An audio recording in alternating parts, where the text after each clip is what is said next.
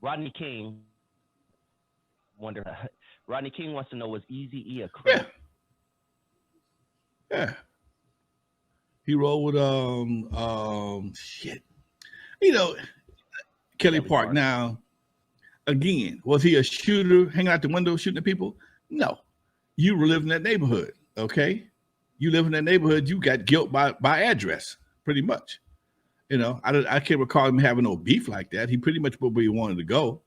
And straight out of Compton made it seem like he couldn't go to the doodles. Which I never had. I don't see him having that problem because he didn't carry himself like that. He didn't carry himself like he was some stomp down, can't wait to shoot a guy in the head kind of guy. So he just was a smooth dude.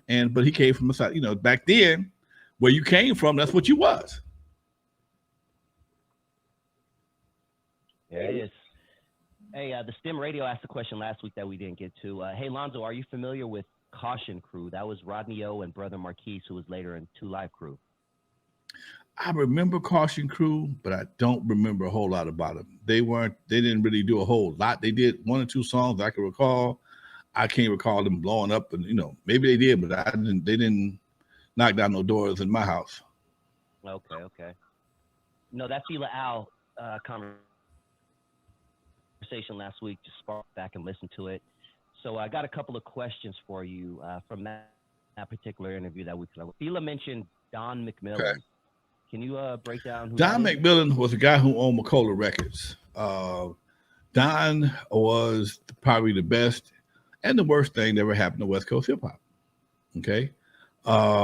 When he had Michel'le, he had an open door policy, but he also had a no payment policy. Okay.